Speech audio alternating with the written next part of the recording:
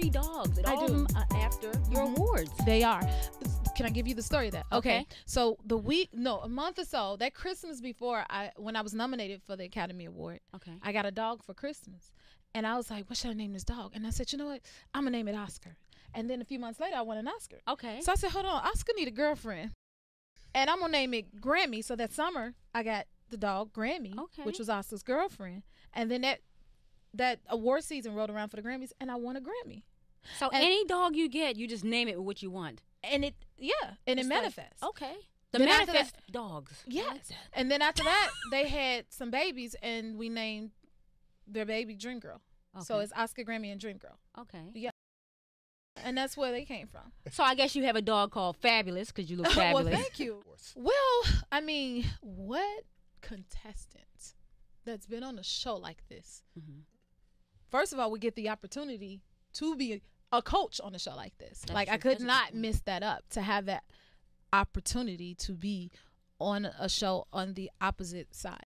You know what I mean? That's a great experience for me. So you're watching me experience it as well. Right. In the happenings. It's an out-of-body experience because it's like, I used to be you. Yeah.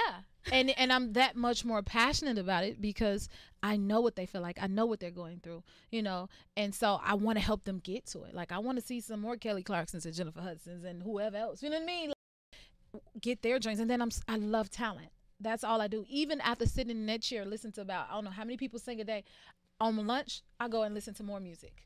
I go home and still listen to music. And I just love it. I really love it, and I love help grooming talent and giving it a platform. Okay, so what's the difference between The Voice UK and this voice? What do you see the difference? I don't think it's that drastic of a difference. I just, the U.S. is obviously a bigger production and a bigger scale, and we get 12 contestants versus 8. You know what I mean? Okay. Like in the UK, I had 8 contestants. Here, we have 12. Okay. Yeah. In the midst of such huge characters, they their experience with Blake and Adam, they've been on the show for 13. This is the 13th season, and then Miley, she's very experienced as well. This is her 2nd season, I think, being on the U.S. Voice, and so I keep saying U.S. UK because I was like, okay, where do I sit in this? How do I find my niche, and what role do I play? And then I'm like, I can only be me. Speak from my experience, and I think that's the coolest thing about a show like The Voice is that you have stars in their own right who have had their own journeys and way into the industry that you get to learn from and pull from. So it would be cheating the contestants by not being honest and telling our stories and using our stories and to help them their goals. At my rap party, and he came and auditioned for The Voice, and I had the same reaction. But again, that shows it's like a genuine reaction because I didn't see him. I only heard what he's saying, and what makes me turn my chair is the feeling. It's what I feel. It's not so much even what I hear, but what it makes me feel. And I felt like throwing my shoe at him while he was singing like that. And then it was Chris. So now Chris is one of my contestants. And he literally stopped the show. Like, on the show, he stopped the show. So who's the most competitive of all the I judges, think Miley's the most competitive. Really? Because Blake doesn't have to do much but be Blake. And, he's very charming and just welcoming. So he just say, hey, how you doing? And then he get everybody. Okay, and then Adam, they be like, oh, Adam, he's so cute. No, he's not. And then Miley, she will talk you down till you like, okay, girl, fine. I'll pick you as my coach. So in that way, everybody has their own niche, how they compete. Okay. It's just a matter of figuring out everyone's strategy. Like, let me sit here and watch Miley. Okay, now let me watch Adam. And now let me watch Blake. And sometimes we, team up together to go against the other coach or we're competing against each other. But it keeps it fun. When you bring to the table is something totally different than everybody else. Yeah, and I try to use, because the one thing I feel like I have most is I've been on both sides of the fence, and I know where the contestants are. So even when they're performing, think about how emotional they may be. It's a huge emotional roller coaster coming out. One, you're getting this platform to audition on television for everybody to see, and this is your one chance. And then in the second someone hits their button, that's an emotional roller coaster. I'm considering all of that. You'll see later. I don't want to give too much away, but okay, no, I'm not gonna. How do you expect me to believe I'm gonna live falling out of a plane and that? So you do your own stunts? I mean, mostly, kind of. I go as far as I can.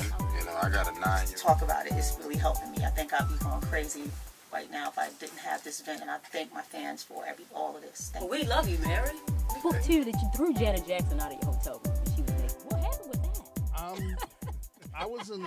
I was in love with her, and she said she wasn't in love with me. She just was yeah, exactly. A Shel Silverstein type of vibe, and then even the books I do with my own children, that they're the characters in the books as well. So we're doing.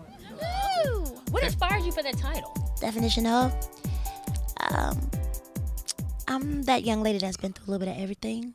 Yes. And I've done a little bit of everything. And it's been public. That makes even, more. So I feel like I'm the definition of, whatever you want to put to that. I'm every woman. So do you get to choose your own characters?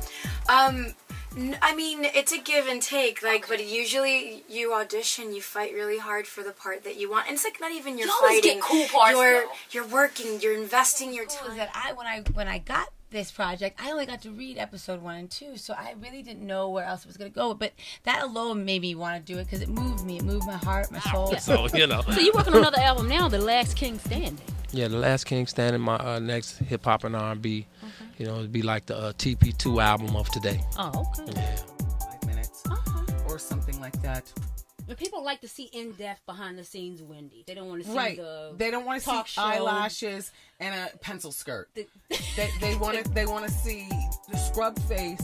That is so fabulous to have your own studio. How did you feel when you finally got everything together? I mean, was that a vision that you had to have your own studio, or you just... Well, I'm still about 18 months from having this all the stage. And doing the launch. What inspired you to do this? I mean... Just the fact, like I said, the skin problems. Your personal. Yeah, absolutely. You're a true performer. Thank you so much.